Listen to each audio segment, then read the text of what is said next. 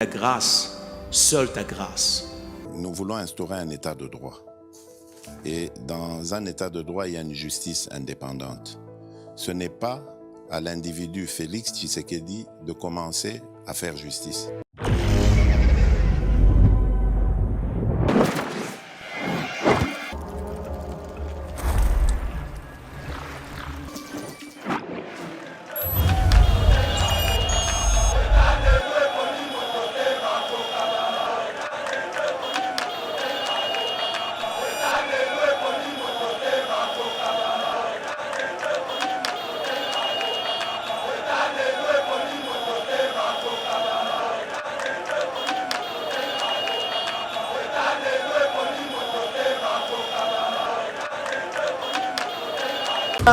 Oui. Ça vétéran.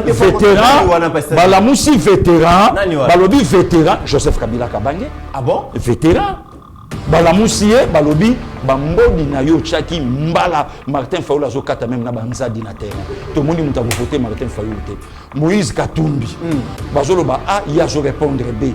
Baoloba bazoy baté Moïse Katumbi candidat président de la République. Moïse Katumbi tata katekisi. Moïse Katumbi séminariste. Moïse Katumbi abbé. Moïse Katumbi successeur ya cardinal Ambongo. Or Tata Onda ayebike Tata Onda ndé Joseph Kabila. Tata Onda ndé comité. Tata Onda ndé comité. Commission comme Tata Onda ndé Tata Onda ndé comité Tata Onda. Parce que IDPS na puissance nyonso. Aboyikota que élection Salama Joseph Kabila azalaki élu. Et puis on a continué, la vie ne s'était pas arrêtée. Si vous avez dit IDPS à boycota les canangos, bon, ce qu'on va partir, nous sommes à Mickey Mickey Zobunda na vie. Yebisangai parti à Yanangai, et ça a combien de députés? Bazana na Moussala Kosala, basé la 2028, Bakubunda peut-être on a dauphin Fachi. Ne Kabila Oya Longoli Siko, Sylvestre Lobinga Monakota, Martin Bima, Batatik Nyon Soto travailler na moni footer, Bima, Katumbi, Bongote. Ah. Mais yo vétéran te age ça nan Polanda mande fona soukite nana nga mona muke ce qui a été à participer à l'élection té yena peuple ba ko activer article 63 batika peuple vanda article 63 pasteur Guilé papa na lobi na yo tika vie to bandi moi elanga moi whisky na ba age na bango sala moi bien na poumon pasteur Guilé moi whisky ne la sala bien na poumon tika ko donc nous mettez whisky. Na pete whisky pa ya nanga don. Vie nanga macheli nga bipasa ya mwana mesa beta. Na chauffette. Awa siko na ekuta malili vie nanga mafa na mwa ba câble. Oui bezo pia souci. Et le voilà kata vidéo mo pesa kale basala akala na so na lobia mo se rappeler. Bo cha bakala o sauter. Bo sala bo okende. Bo ko finga iba olinga yi. Bo loba mabe batu ba okumisa yi. Et ça la moi participer na motema ndeko mi. Est-ce que vous avez dit que le discours va continuer sur la opposition et que nous avons corrigé yango est-ce que vous avez dit qu'il y a des opposants avant loba moko faut atteindre maloba nyonso à autorisation. Tout ce que tu vois part d'abord au Rwanda, on corrige ça et puis ça revient. Pourquoi vous avez sous tangwate na mamba ya ndeko na biso Salomon? Pourquoi vous avez sous tangwate? Oui, mais stratégie, les cas où on a pour récupérer le téléphone, tout ça. Il fallait lui laisser entrer déjà. Aïeba déjà dans l'avion. Bah, téléphone glisse. Et ça, c'est un secret pour Bisso. Et moi, je vais mingi yate. Mais ça, c'est un secret, monsieur Zaza. Et ça, c'est un continue, monsieur Ozomona. Baza basi na mibali. Ouais, président Caleb. Ouais. Maramuni Ozolo Bawana. Ouais. Et les Kimba ont se rosé la mouille. Mais le président va faire sali ba moteur à sika mais toujours na sima. Toujours na sima. On comprend mambo. Na yebisio mambo ezebele. Makambolo bana comprendre les sous. Dans komita. Ba secret mususu ba téléphone ke bima awa. Est-ce que yebi ke ba procès mususu ba négociation eza na c'est pour ba procès on est ça la matin. Parce que biloko eza et mon ami même mabala mususu ekufa. Bio-Ebs Cacao est un cacao en poudre de première qualité, mêlant l'utile à l'agréable, originaire d'Afrique. Le bio-cacao possède des propriétés médicinales et aphrodisiaques naturelles et puissantes. Notre cacao n'est composé d'aucun arôme artificiel, d'aucun colorant ou de conservateur. Avec de l'eau chaude, de l'eau tiède ou du lait, profitez d'un tendre goût de cacao. Avec BioEbs Cacao, vous êtes assuré de retrouver une capacité physique optimale. Un complément alimentaire conçu pour les hommes augmente la libido pour une santé sexuelle positive. 30 minutes après l'usage, vous avez des résultats positifs. C'est la première fois que j'ai goûté à un complément alimentaire sain, propre, bio, sans produits chimiques et sans aucun effet secondaire et qui fait des merveilles. Tout ce qui est écrit pour ce produit est vrai.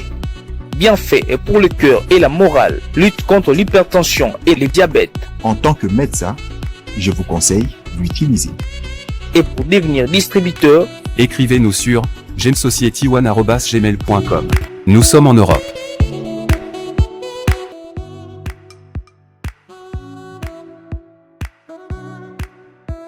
Nous sommes aux États-Unis et au Canada.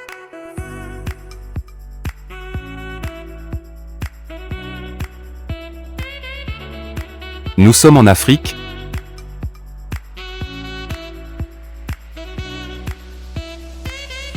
Nous sommes à l'est de la RDC et à Kinshasa.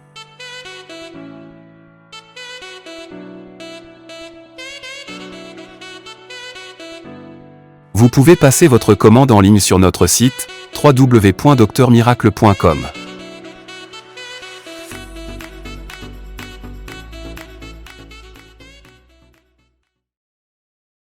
Mesdames et messieurs, bienvenue sur Yeba TV. Très heureux de vous retrouver dans le cadre de notre émission Éveil patriotique. C'est lui qui a l'information à le pouvoir et merci de nous avoir choisi pour vous informer. Naibeke Bokozala déchuté, bino babonné ya Yeba TV. Merci parce que le lot actualité Ezali Bongo vraiment ponctué na retrait ya Martin Fayulu, l'opposant, se retire du processus électoral et pose des conditions pour que Azonga na ba élection kasi lelo toko fande la ba raison où ils allaient pousser Martin Fayulu à participer dans les prochaines élections d'ici là.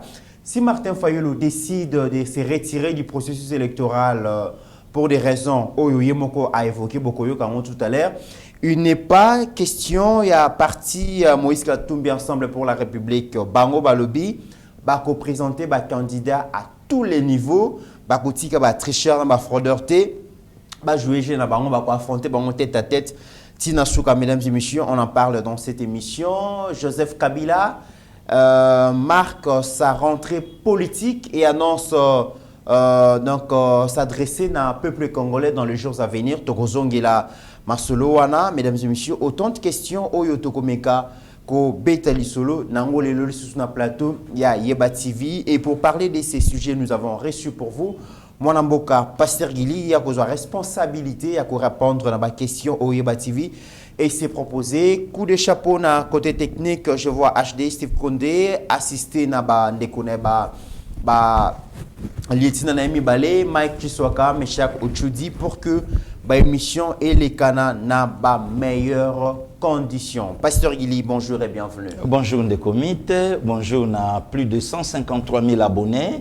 Oyo Yeba TV vraiment à sa koti bango na kata cage na ye et baza fidèle na chaîne par rapport à Moussala. Et merci aussi na bakuluto nyonso balandaka biso bazo prodiguer biso ba conseil ba remarque ba suggestion nzambe abatela bango bandeko nyonso ba obenga biso na ba province nyonso ya république. Vraiment ces derniers temps tokomo sepela nango ndeko na commentaire a commis c'est depuis Mbujimaye, c'est depuis Ituri, Matadi, Mwanda Congo Central, Mbandaka. Vraiment ça nous fait du bien. To continuer ndengona po image to kenda nango mega na Congo ezapasi bandeko mingi na mboka batala kabinote. Au contraire ces derniers temps bandeko kutu ba komindeko mona na mingi na ba commentaire et ça beaucoup plus bandeko ya mboka ke ba o ba libanda.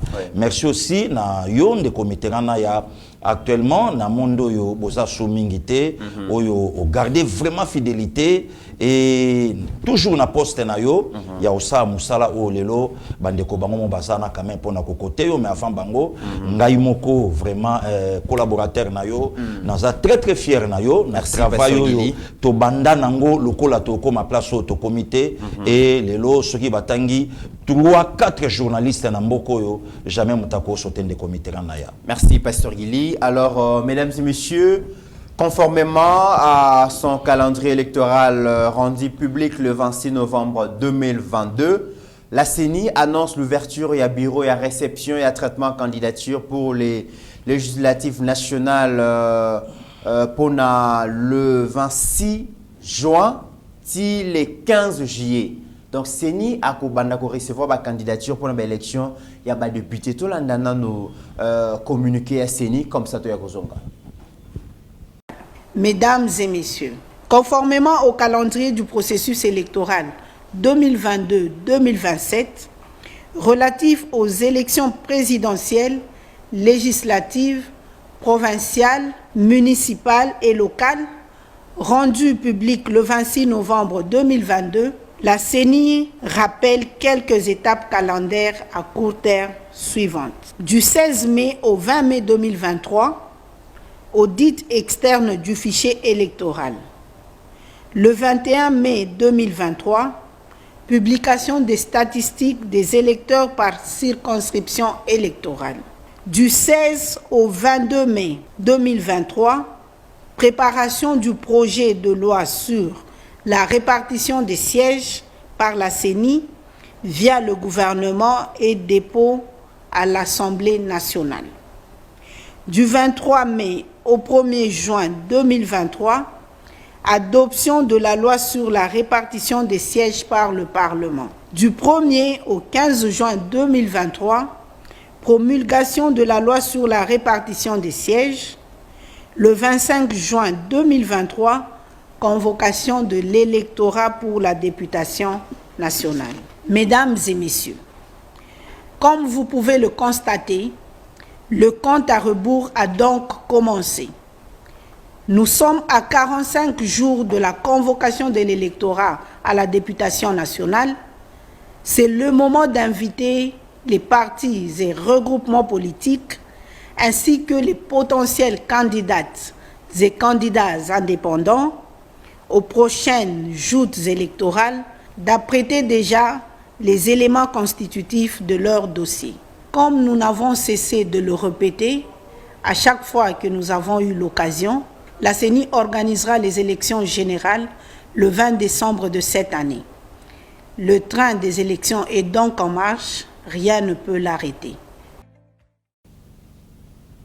Pasteur Guili, tu commis un virage Yasuka, communiqué à CENI, et zolobake ba bureau ya réception na ba traitement ba candidature pour na ba députés nationaux et zofungwa mabongo du 26 juin au 5 juillet 2023 compte à rebours et bandit train déjà est commis presque na gare ba to esengeli ba bongama ba deux ba candidat potentiel candidat député na moment où déjà bazali ko bongisa ba candidature na bango et à une semaine pasteur Guili il y a ouverture, il y a bureau, il y a réception, il y a traitement, il y a candidature.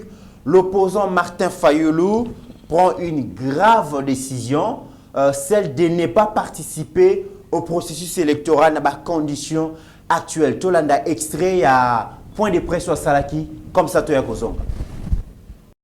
Faut-il savoir dire non quand il le faut? Nous disons non à une parodie.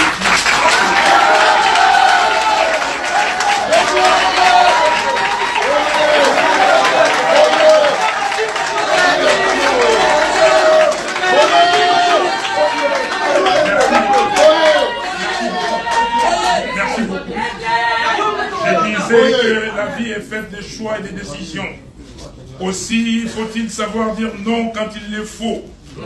Aujourd'hui, au regard de la gravité de la situation, nous disons non à une parodie électorale. Monsieur Félix Tshisekedi, Monsieur Félix Tshisekedi veut à tout prix obtenir un autre mandat frauduleux afin de changer la Constitution en rallongeant le mandat du président de la République à 7 ans. Ainsi, il pourra rester le plus longtemps possible au pouvoir pour parachever le projet de balkanisation de notre pays, diviser les Congolais par le tribalisme, pérenniser la corruption et braquer les ressources du pays. Non, nous ne pouvons pas les laisser réaliser ces macabres projets. En conséquence, nous annonçons à l'opinion nationale et internationale que nous avons décidé de ne pas déposer les candidatures de nos membres à tous les niveaux des élections, tant que le fichier électoral, c'est-à-dire la liste des électeurs, ne sera pas refaite dans la transparente et auditée par un cabinet extérieur compétent.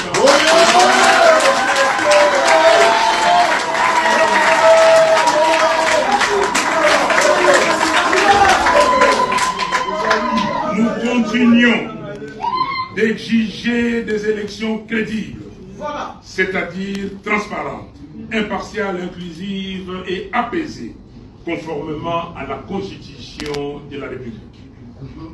Nous demandons à nos pères spirituels, en tant que leaders de la conscience nationale, de ne pas accompagner la CENI dans la conduite d'un processus électoral fondé sur un fichier électoral fabriqué de toutes pièces.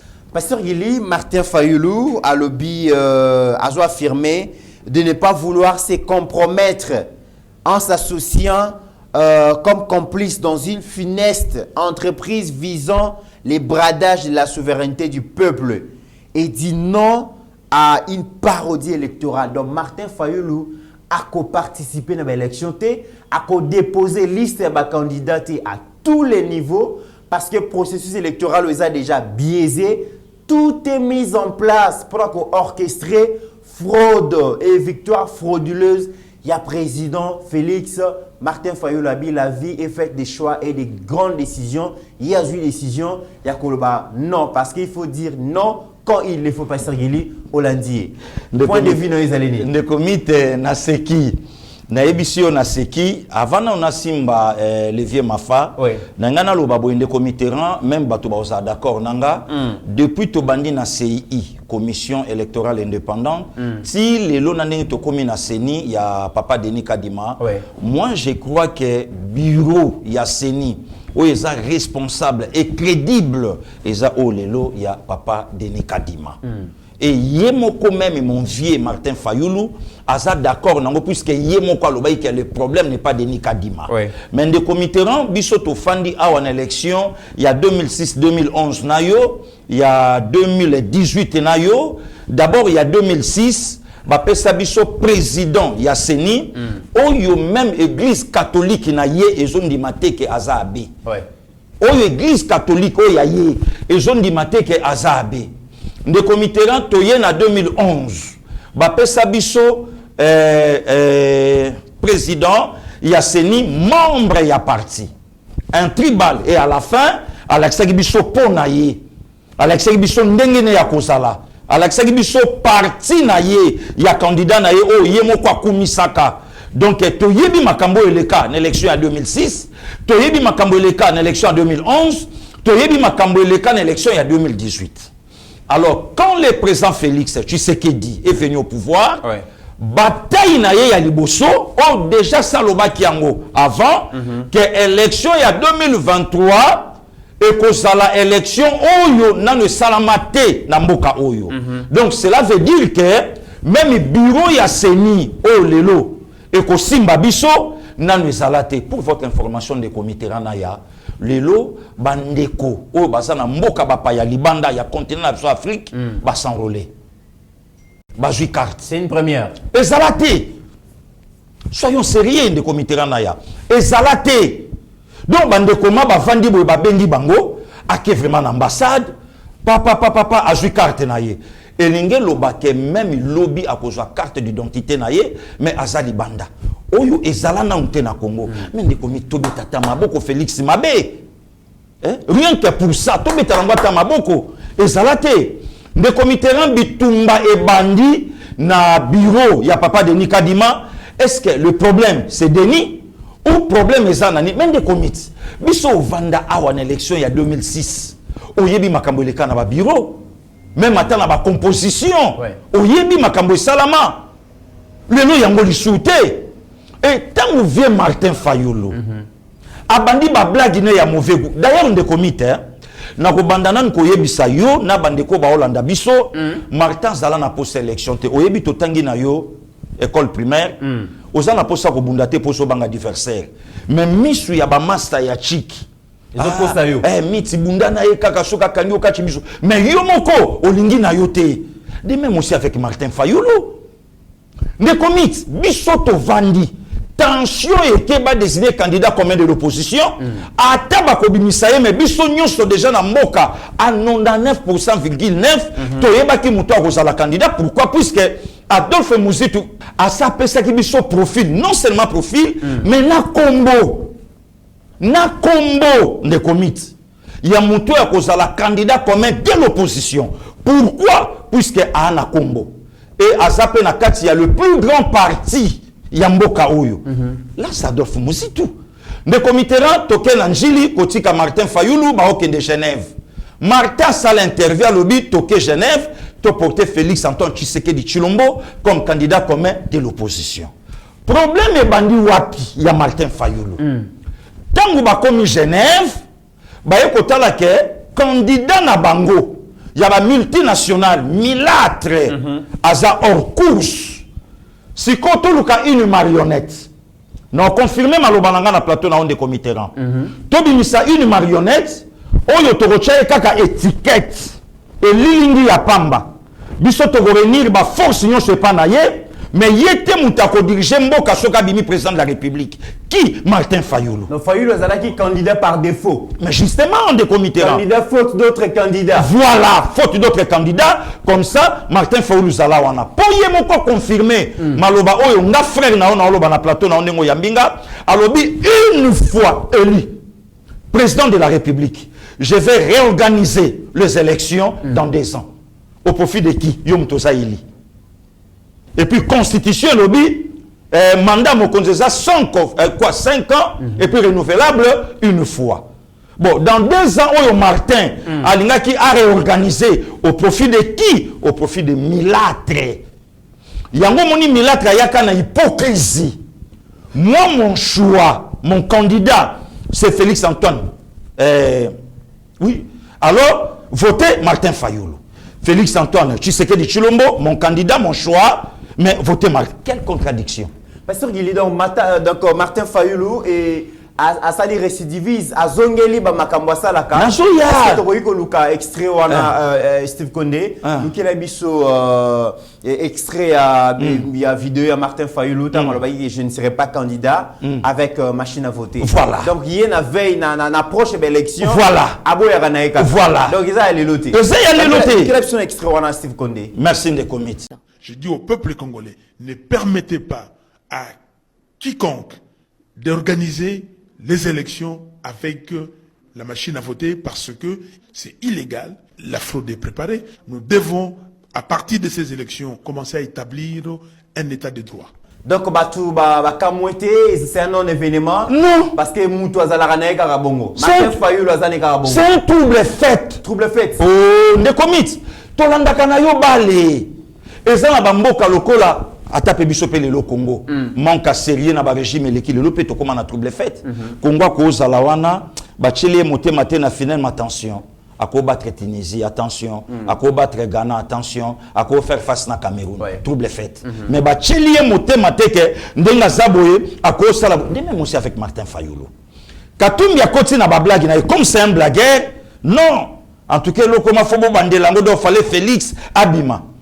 Si bayeba qui gêne à bango basali ba dribbler pose la question à Martin Fayulu. Muninga salio confiance de commit na okoma. Muninga salio confiance. Alobi pesanga voix nga pena pesa yo voix comme ça. Pose la question à Martin Fayulu. Pourquoi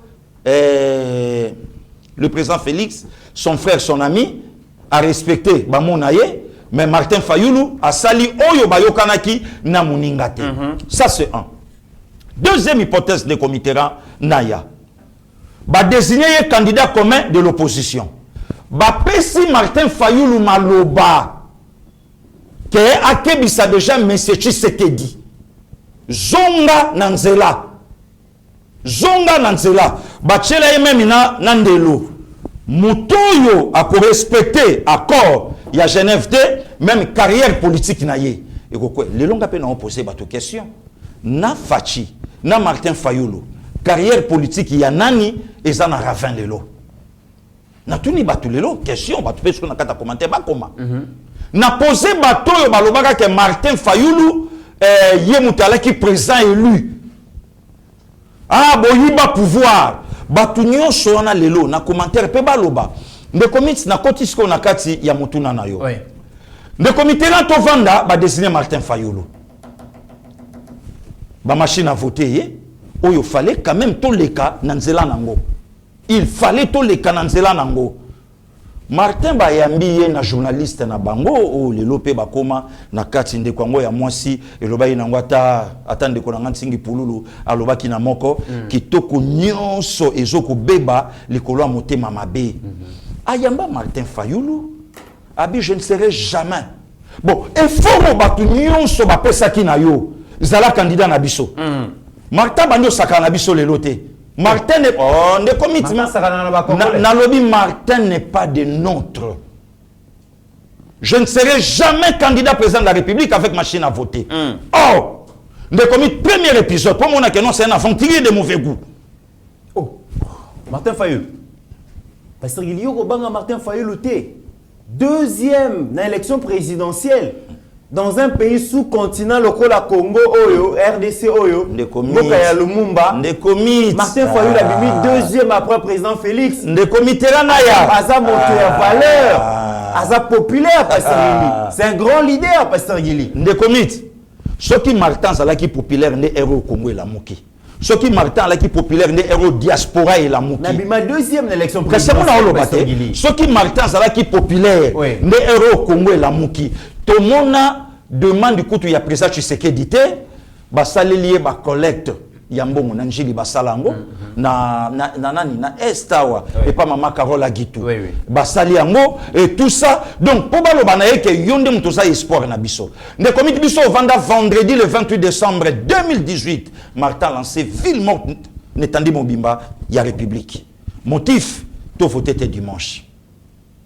vendredi yango to vakana biso librement na ba occupation na biso to comme dimanche le 30 Martin lobby joie papier duplicateur joie stylo koma ko boaka na kata isoloir te soki nini boaka mopanzi to la muka basala bloc na bango Martin Fayoulou lobby ngai mutu na remportaki ba élection il y a 30 décembre na quelle base donc makambo lelo Martin Zoloba Martin ba bendiye libanda de komito moni bendiye libanda banani wala pasteur nazoya au Monico Banda le 30 décembre 2018. Si Ndenge Martin Otoloba travail salami. Travail salami ma kasi poto comme place auto comité. Travail ni salami pasteur. Merci beaucoup de comité. Est-ce que le lo na otuna batubo yo ka su comme Martin Fayoulou na monoko cardinal Mbongo? Ba yo ka su kombo? Atanga kombo na yé. Atanga ki soutien candidat commun na bango c'était Moïse Katumbi. C'est comme Martin Fayoulou salé fort la sabiso ke au sa populaire. Et simbité. Moïse, le quoi yo côté na course. La qui s'appelle biso ke osa populaire. Donc on a qui marche le 13 mai 2023. Oui, 2023. Moïse Katumbi a qui obligé, a qui une obligation. Il y a ko la qui sa foule na bateau batindiye. Batongo bandani communauté internationale. Tant on piaka et salami zéro et l'autre côté ne bake ko la musa fatigué. Bakeko la musa punda ya munene akoki matin na piste so ya bato apemi bayebi yango bakeko la musa babito meki Martin Fayoulou zéro to meki Milatre zéro cette fois-ci entraîneur Anita longola survêtement kota équipe ezopola sala par tous les moyens yo kota na terrain nde ya momoni entraîneur Anita lobi malgré âge mais na zape vétéran te ndeko mitika kotala ngai boye mais nazo comprendre makambo baté dans oui ça vétéran balamusi vétéran balobi vétéran Joseph Kabila Kabange. Ah bon? Vétéran balamusi balobi bambodi na yo chaki mbala Martin Fayulu azokata même na banzadi na terrain to moni muta ko voter Martin Fayulu te Moïse Katumbi bazoloba A yazo répondre B baoloba bazoy baté Moïse Katumbi candidat président de la République Moïse Katumbi tata katekisi Moïse Katumbi séminariste Moïse Katumbi abbé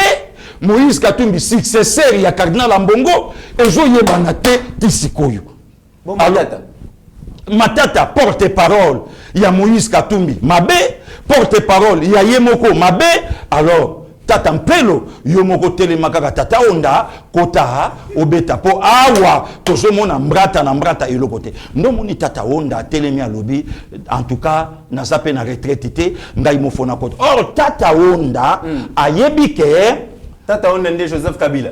Tata Onda de comité. Tata Onda de comité. Commission a combattu Tata Onda ndenge Tata Onda de comité Tata Onda. Si quand tout ça là par tous les moyens KO et mes mamans. KO et Salama.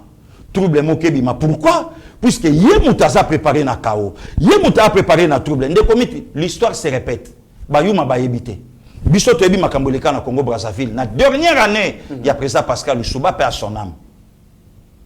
Pas son âme. Toyebi makamboleka na et le col na kati ya ba carte na bango nyonso le président Tshisekedi a répondre na yelo comme côté le col ba kanga ki ba porte nyonso maintenant Congo a tourné face na vers l'Asie na Chine et comme ça et le col est bouleversé ba donner tout alors ni ko le kan de comité au moni ba traverser nyonso ya FCC baké na union sacrée na temps oyo nyonso té ba traverser nyonso baké na union sacrée na temps oyo tokokoma kota vers l'élection des comités batuba kange mission tokoma na vers élection bako quitter union sacrée oh ba ke wapi bazonga babimisa sko mabe ya solona lokuta oyo ba moni na union sacrée pour ba déstabiliser les présidents Tshisekedi c'est que mamozolo ba o c'est que ça a stratégie infiltration et encerclement ton ndenge oh mais nazo bisayo mais avant union sacrée tokokoma wa to na FCC voilà ça que otolo ba loko moko ya malamu awa que Joseph Kabila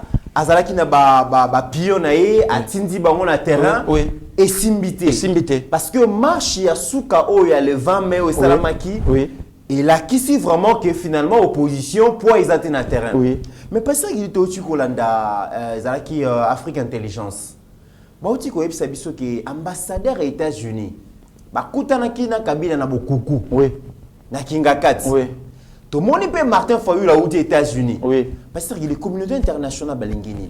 Est-ce que parallélisme moko izawana? Est-ce que bangonde ba convaincre Kabila zongate? Oui, communauté internationale. Moïse Katumbi pion ya communauté internationale. Martin Fayulu pion communauté internationale. Et loko et longoli Martin Fayulu na cour César Makambo Martin Lobité. Parce que va comprendre que Kabila va neko représenter un terrain na bango. Oui. Et puis qu'il y a ça lisusu wana. Oui. Bazasu na même sur le Congo. Oui. Le Sengela Zonga. Communauté internationale batali que Martin c'est un maillot faible. A représenté absolument rien à ce côté. Ba meki Moïse Katumbi, ba mon pe Moïse Katumbi rien. Cop ba pesa Moïse Katumbi, Nzambe a démantelé yango et simbité. Si koto sala par tous les moyens to zongisa. Moto esengeli mais moto ya zolinga zonga wana. Oya lobi kaza candidat. De comité ba tu fo ba yeba ke et si ka moto wana vandi ayeba ke ba biloko o ya tikaki. Avant Asala Makambo et Salamaka le 19 janvier 2019, Nzela Yakidinga na Congo central, Mayeso Yebi, Bandekonanga Congo central Bayebi, et Sika Madeso na Bitoko, Tozana parking na ngona veni Nzombo Nelenge Sanangiringiri, Nzela Wanezo Salama. Na moment oyo, honorable terre jaune, Azolongola déjà Makadam, et Zolongola Baki Mbanseke Kuna, et Zokokota. Na moment oyo nde comiteran, Nzela Yanjili Brasserin, déjà transcrit côté 500 francs tigre marché et si ka Joseph Kabila bandaye ko leka butu ko kanga maka na jeep ba soda ba mona passe na ko porta ka jeep ko timola ka yango le lonzela ekoti donc émission onengo ya minga bande ko Njili Brasserie ba fandi balobi tozo zela Moïse Katumbi aya ko sala campagne awa même Joseph Kabila po aleka kende kuna na bakinga kati de ayebi nzelo yo nzelo de Cécile. Donc en fait copie ya ba multinationale et ça vidéo on de comité na ya olakisaka biso il y a député belge o ya loba mission ba yelela Kabila na mboka na biso. Donc le président Fachi a constitué 2 rangements na communauté internationale pour na intérêt na bango. Donc communauté internationale ba la choix. Parce que pour na bango déjà Fachi faut qu'on écarte. En tout cas Fachi déjà Fachi a conjugué na passé selon bango. Conjugué déjà na passé. Donc faut que ne comme tout le monde même attend makambo union sur qui na parti Estakin communauté internationale a yebi. Bato yozotanga ba candidat ba yebi. Tamuka babiloko nyonso ane leki. Marche à le 13 le 20 mai et Simbité arrivé il y a Martin Fayulu le Simbité Banji Lukuna et Simbité. Ah bon, il faut nganga yemoka kota na terrain. Mais pasteur Guili, est-ce que Martin Fayulu, les candidats qui s'étaient d'abord déclarés candidats président dans l'élection à 2023 Oyo, est-ce que c'est pas aussi le manque d'argent, pasteur Guili? Je pense à tous ces jeunes qui l'ont suivi, Epenge, les Nico Mayengele, tous ces gens pendant 5 ans, ils se sont battus pour que les Loboueba soient payés possibilité à se faire élire, à la paix député. Mais Fayulu décide de boycotter les élections. Pas manque d'argent. Pasteur Guili, est-ce que ça manque de Non, je ne crois pas. Selon Pasteur Guili, manque à responsabilité, manque à leadership. Manque à responsabilité, manque à leadership. Moi, je ne crois pas que 100 000 $, il y a campagne en 2018, président Tshisekedi Mutapesaki. Bande ko na biso ba wewa ba pesaki, bande ko boy ba pesaki, bande ko boy ba pesaki, bande ko boy ba pesaki. Vous sentez manque donc et loko et salama qui comme donc de ndenge oyo et sengela qui même pas. Et ça manque il y a leadership. Ah liberté. Ne comité na ya. Na oyo bisayo loko moko président de la République élu na élection ya 30 décembre 2018 selon Martin Fayulu Keye. Papa Tien a remporté l'élection en 2011. Akenda na lilita na bokonzi na ye na se ya mabele. Akenda nango. Donc makambo yo aobeta wana yango te. Yango te. Donc le problème na bango c'est que ba maître na bango, ba mentor na bango. Na ebissiote, ba meki Martin Fayulu 2019, 2020, 2021, ba monika leader te, ana batute, ba kotisi même ata milatre na terrain, milatre mbala. Alors siko bala ki obligé fonganga, alungola ba saki nganga, alungola ba rafia, alungola ba zebola. À la Tavares, nous avons déjà à Sabani Mbango tour à terrain, puisque Bakoti Saye, mais Karanambango a Pamba ya réchauffement, Nganga Pema. Pasteur Guili, Martin Fayulu, c'est naïbi que vous attendre vraiment tenaïe dans Makambo Loba Awa, mais Martin Fayulu azali pe moko ya batu basambe la kamingi Pasteur Guili. Est-ce que Fayulu a kimi prophécité? Est-ce que awele li place ya bien te na prophétie ya Pasteur Roland Dalo parce que na ba 4 wana aloba ki moko ko se retirer, moko se retrouver na chaise roulante moko mizama ko za molimo nae. Alors Martin Fayulu le quoi za la kanae malin a profité que afana na chaise roulante te a koufaté mais ami qui milanais déjà avant de passer non tout là dans extrait à vidéo na mais en attendant déjà tous annoncé bino arrivé à président Caleb Toukebana donc Tobane Kozelaï il est arrivé il va partager mon copé il y a basoda makasi mon basoda makasi toujours na poste na ya voilà donc il va aussi réagir par rapport à ce sujet annoncé tout à l'heure tout là dans la vidéo comme ça tu as Kozonga. Merci. J'entends sélection, sélection. Je vois comme une course. Et je vois 4 coureurs principaux. Et je vois un qui tombe à quelques secondes du début de la course et placé dans un cercueil. Et un autre qui tombe qui est placé sur une chaise roulante. Ainsi dit l'Éternel. Avant les échéances électorales de l'année prochaine, retenez ces jours et ceci. Il y aura un grand deuil dans ces nations. Un grand candidat. Dieu va les retirer. Et un autre, il sera sur une chaise roulante. Parce que Dieu l'a décidé.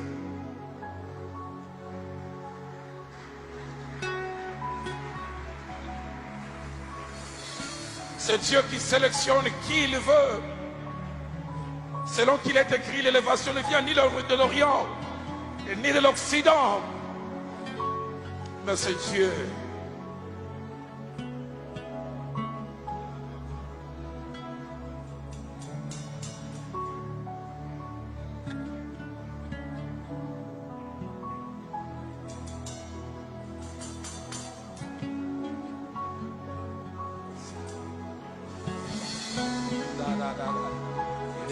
Église, levons nos voix.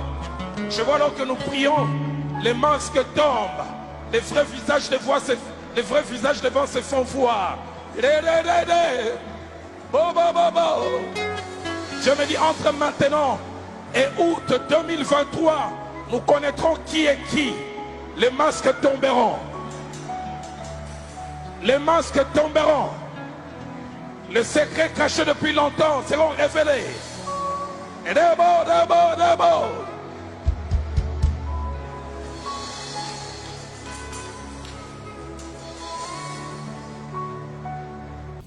Pasteur Gulli, est-ce que Malembe Tozo qui est un accomplissement et un prophétie à Pasteur Roland Daloté? Donc, des comités, nous avons na prophétie à Papa Renard Bonke. Bana Kinshasa Kalabayebi. Ne papa Oya Pesaka prophétie en 1995, je crois, on a parlé du peuple. Oya Lobaki Abimboka, dans 2 ans, pour renverser le président en place. Mais, joie ya bateau Bakoya et Kozala ya courte durée. Bakobomaye, et le pays sera sombré.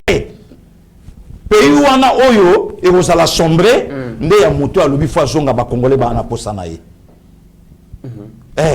Pays Oyo, et vous allez sombrer, ya moto ya silisaki mafuta même ya basali nzambe. Respect salaïté. A sombi même sacerdoce na mbongo. Respect même ya bon nzambe, et salaïté pendant 4 mandats. Oh ya kambaki biso. Et après, on a passé Renard Bonke. Et après, il y aura quelqu'un au Yakoya, à cause de la bitumba, et petit à petit, Mboka wana ekote lema, pe ekozwa sourire ya malunga, nde ya mutu o ya komi, nde komit. Avant de répondre likambo, ya yadalo, po na biso ba petit na ye, le long du 21e siècle, pays frère na biso, dimanche au biso to sambela po na mboka na biso kimie kota, tomoni mokonzi ya mboka moko ndenge ba introniser ye na soloka na bonganga na maçon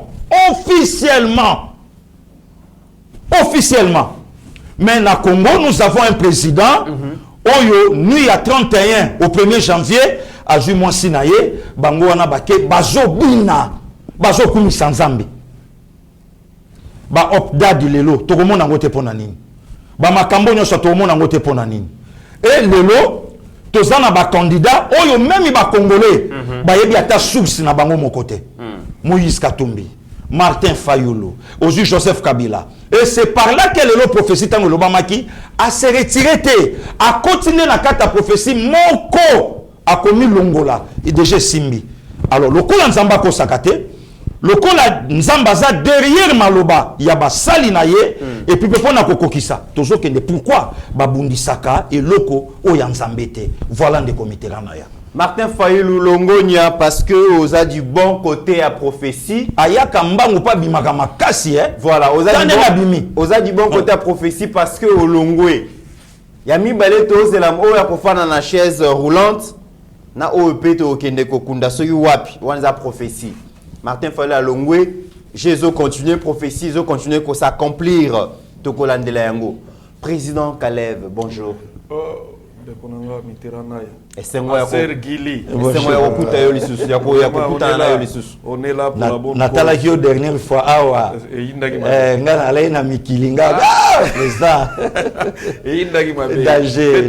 pour la bonne cause. Pour la Congo. Du bon côté de l'histoire. Et histoire, le du bon côté de l'histoire, il faut te conserver, il faut te protéger bon côté de l'histoire. Voilà. Moutoumora Lobi, ce qui président Kaleb Assali, émission moko a frappé donc a attaqué makasi aki maké France a otali la musique. Est-ce que hindi te azongi lisusu? Ngana combattant na tikala okimate. J'étais là, j'étais aux élections de 2018, j'étais candidat. OK. Nazalaka candidat kutu na casquette il y a FCC mais na combattant bango en plein bango. Katanga pona ngote. D'accord. Donc nazalaka candidat na casquette na bango mais na olega na TV na zo combattre bango na kati. Na télé milasko yo leader na bango. Très bien. Ti kutu autorité morale nga silika mais yo comment osana biso? Comment on peut biso soubibi? Gavité papa di misanga par conviction. Moi na moto ba melisaki libele na sa pondite. Voilà. C'était ça. Ngana ko kimati. Très bien. Ngana vraiment combattant. Président Caleb, lecture actualité au monde, on est à une semaine, il y a ouverture, il y a bureau, il y a réception, traitement de la candidature. L'opposant Martin Fayulu désiste finalement, il se retire du processus électoral. Et puis, à lobby, a participé pour ne pas faire les lits à président Félix, ou déjà, a orchestré la fraude pour que Azwa Bongo deuxième mandat où il peut permettre à parachever le projet à balkanisation, à continuer à brader la richesse et à pérenniser la corruption, bradage à ressources naturelles, il y a RDC, et puis à continuer à diviser Bongo, bah Congolais na tribalisme. Bah raison il y a PSI. Est-ce qu'il y a d'autres raisons? Moi, faut fouiller, papa. Moi, faut fouiller. Atali ba sondage nyonso. Atali ba sondage. Tous les grands sondages est favorable à Fachi Beton. Batali ke kopo bango ba yela. Au maître na bango eza le Rwanda Kagame. Ke kopo bango est révessé. Et bani déjà. Attends Mo Ibrahim. Batali ke kosimba li susu temda atali. Et l'on parce que elle est révessée boiso que bien té même na ba financement oyo ba Mo Ibrahim on va pesa bango ça risque que zalate parce que yemoko ya nanga vienanga asa vraiment na nuna makokite yemoko s'autofinancer na ba élection atali ke fachango ba balingi ye kaka bona sani bona créer kaka po biloko nyonso ya énuméré wana eloko moko eza vrai zate. Est-ce vrai, est-ce que Fachi a tribaliste? Non. Est-ce que Fachi a nakati ya koiba tout ça? Pour ceux qui aiment Fachi a déjà koiba dans les histoires, alinga ka privilégié IGF zonga na puissance nangote. Est-ce que Fachi est dans ça? Moi je ne crois pas. Et là ils ont ça la Fachi bien parce qu'il est vrai. Fachi a fauté, a vrai. Ah ça là na yepe na noté na bakala moko bo salate. Aïe, na politique a commis Mbalamoko président de la République. C'est Yokai bourgmestre. Mais est-ce que la faiblesse aussi? C'est ça la force. Un grand leader, des fois, et c'est un de nulle part. Aïe, na makambo. Tala na histoire, ba grand leader nyon so monde, oyo ba sala makambo ndenge na ndenge, ba uta ba quelque part. Et ça na batunsu ba uta lokora donc nzamba tindi. OK. Papa, et ça olobi mamba boto bolobi mamba prophétie. Naza chrétien. OK. Nako compléter wana kote ya pasteur Dalo alobaki prophétie. Boto tangi sous prophétie nani ya Renard Bonke. Renard Bonke. Ngape naza na prophétie. Oh, OK. Yo posé la prophétie. Naza na prophétie. Ya yo zani ni prophétie. Prophétie nangezali Fachi Beton ako zwa ako longa lisusu na 2023. Prophétie n'angezali que opposition et qu'on s'affaiblir parce que ako sala tellement makambo malamu na ya kitoko et ko koma ero mutaza opposant mboke yiniyo moni mboko e koma na niveau moko muto aza opposant bat ba yini ndenge zalaka kala ke muto azana pouvoir asa sala bien te mboke yini ndenge zalaka il y a pas longtemps so e ke koma ke tout opposant bat ba olingete. Donc, opposant les Gananzela, yo, tika, fat, et comme un bon. Une fois au pouvoir, l'opposition est aux c'est ça ma prophétie. L'opposition est que comme a tellement affaibli, et que comme Moutouaza opposant ça, et comme le voit Sony. Parce que les gens vont voir les choses se réaliser. Et comme aux opposants, pourquoi? Tu es opposant, pourquoi? C'est ça qui va arriver. Fatiti, comme en 2028.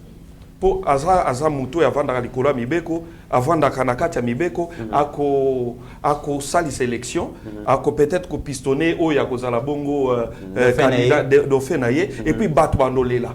Mais est-ce que vous ne pensez pas que le retrait à Martin Fayulu dans le processus électoral, c'est pour décrédibiliser encore ces processus? Parce qu'à l'international, tout le monde appelle na tenir une élection inclusive, apaisée, transparente et tout. Mais ceux qui Fayulu a se retirer, l'UDPS n'était pas là. Crédibilité de l'élection. À l'époque, les seuls partis d'opposition, c'était l'IDPS. Le seul. C'était l'IDPS. L'IDPS avait boycotté les élections. En 2006, y avait-il pas des élections? Il y en avait. Moutoua Ganyaka Zalakate, a Ganyaka. Viens Nabiso, Etienne Tshisekedi avant Nanda. Malgré na boy, mais Magamongo et Kekati na souk. Talasko, IDPS na puissance nyonso. A boycotté l'élection Salama. Joseph Kabila Azaraki Eli. Et puis on a continué. La vie ne s'était pas arrêtée. Ce que tu IDPS a boycotté les Kanango. Bon, ce qu'on va partir, nous sommes à Miké Zo Bundara na vie. Yebisangai parti à Yanangai. Et ça a combien de députés? Bazana na musala kosala. Basé la 2028, Bakubunda peut-être on a dauphin Fachi. Parce que tellement il y aura beaucoup d'accomplissements. Moi j'ai ma foi et c'est une prophétie dans Zoloba. Il y aura tellement beaucoup d'accomplissements. Soldats kokoma bien, policiers kokoma bien, mboke ko tongama. Pour wane gezalasko mandat 100% Fachi.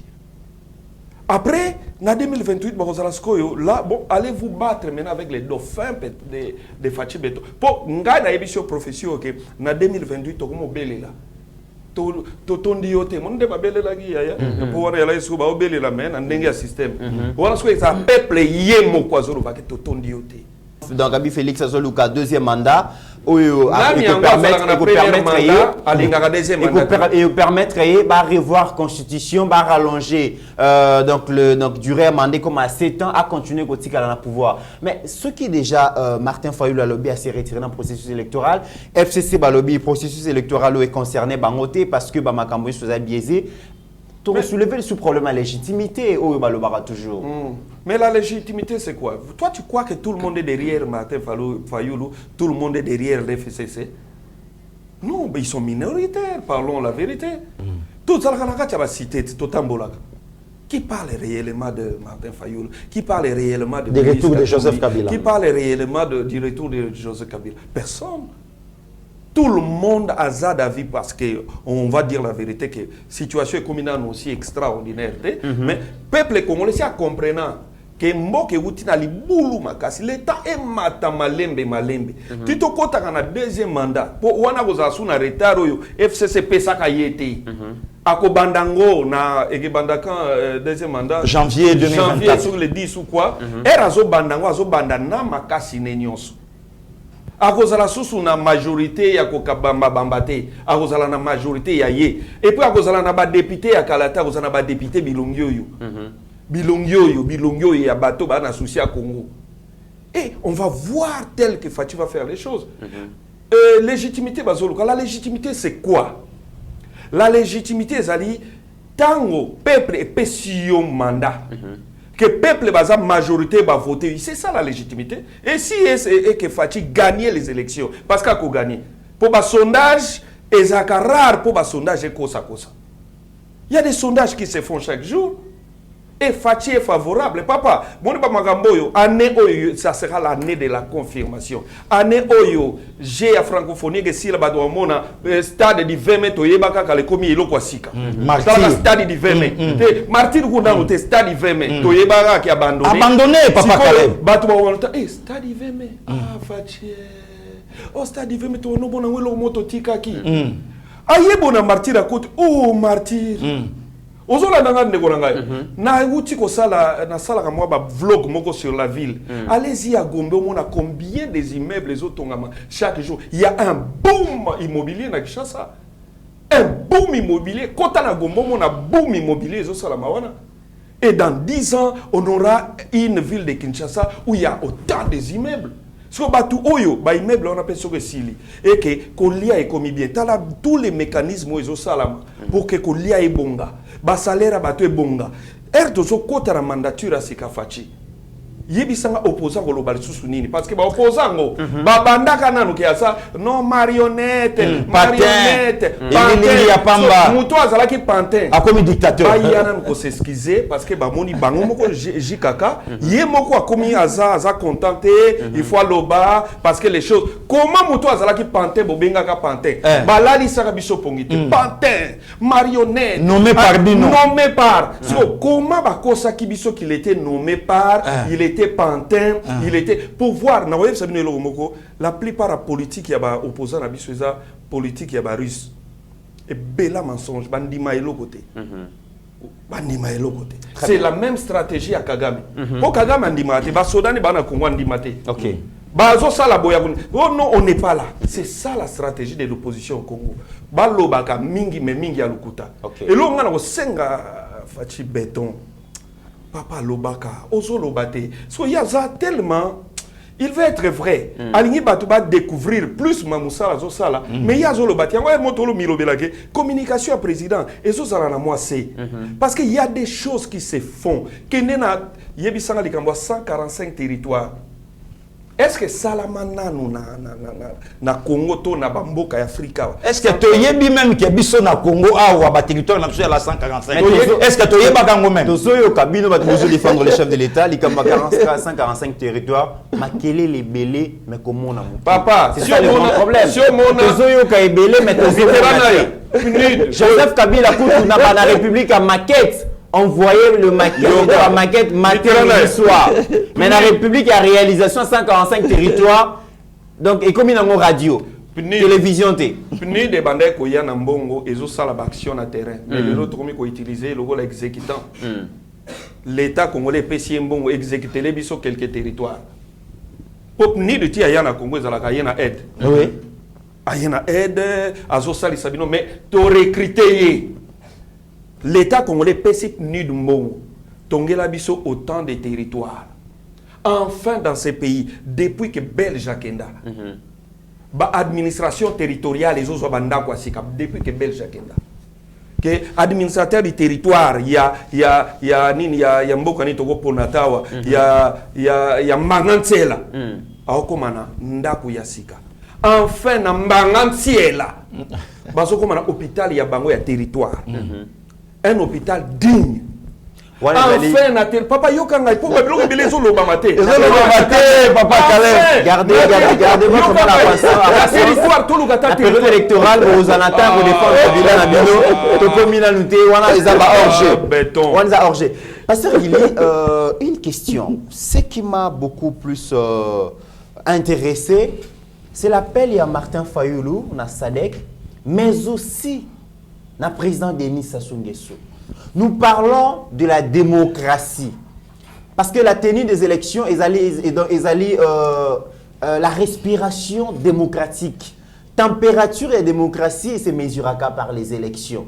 Comment Martin Fayoulou, qui se veut être un démocrate, qui parle de la souveraineté de la République démocratique du Congo et à l'ingaka ingérence, mais il fait quand même appel le président Denis Sassou a une médiation pour que sa régime en place à la raison. Est-ce que Denis Sassou, en matière de démocratie, en matière d'élection, a connu sa République démocratique du Congo laissant? Martin Fayoulou a yébité.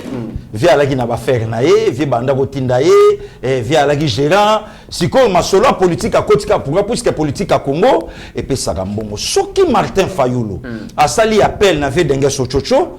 Ngai na koyebisa vie na ngai lobi na ngata ndeko na nga président Caleb nga na koyebisa vie na ngai Martin Fayoulou na Congo Brazzaville opposant à la kate Bernard Kolela asalaka mutu fora tombola mutu ochocho kundaye Pierre Ntumi asalaka fora tombola mutu bako donc batuana tout et puis na koyebisa ye médiation o ya Josenga lelo seul le président d'Afrique balongole président a commis empereur a remplacé Bokassa c'est Sassou Nguesso.